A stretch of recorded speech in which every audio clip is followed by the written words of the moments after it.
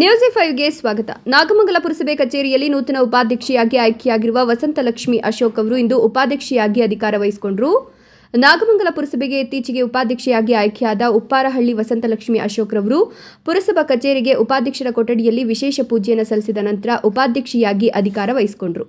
ಇದೇ ಸಂದರ್ಭದಲ್ಲಿ ಪುರಸಭೆಯ ನೂತನ ಅಧ್ಯಕ್ಷ ಅಲಿ ಅನ್ಸಾರ್ ಪಾಷಾ, ಪುರಸಭಾ ಸದಸ್ಯರಾದ ತಿಮ್ಮಪ್ಪ, ರಮೇಶ್ ಸೇರಿದಂತೆ ಕಾಂಗ್ರೆಸ್ ಪಕ್ಷದ ಪುರಸಭಾ ಸದಸ್ಯರು ಹಾಗೂ ಉಪ್ಪಾರಹಳ್ಳಿ ಗ್ರಾಮದ ನಿವೃತ್ತ ಶಿಕ್ಷಕ ಜೈರಾಜ್ ಸೇರಿದಂತೆ ಉಪಾಧ್ಯಕ್ಷೆ ವಸಂತಲಕ್ಷ್ಮಿ ಅಶೋಕ್ ಅವರ ಅಭಿಮಾನಿಗಳು ಪುಷ್ಪಮಾಲೆ ಹಾಕೋದ್ರ ಮೂಲಕ ಅಭಿನಂದಿಸಿದರು. ನಿರಂತರ ಸುದ್ದಿ ಸಮಾಚಾರಗಳಿಗಾಗಿ ನೋಡ್ತಾ ಇರಿ, ಇದು ನಿಮ್ಮ ನ್ಯೂಸ್5.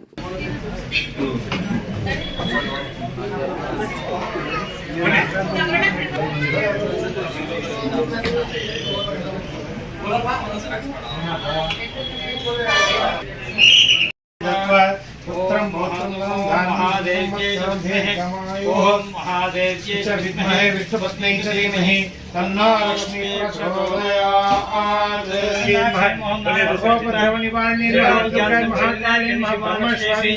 ओम श्री महालक्ष्मी नमः. श्री केशवाय नमः. विष्णुय धर्मं बलं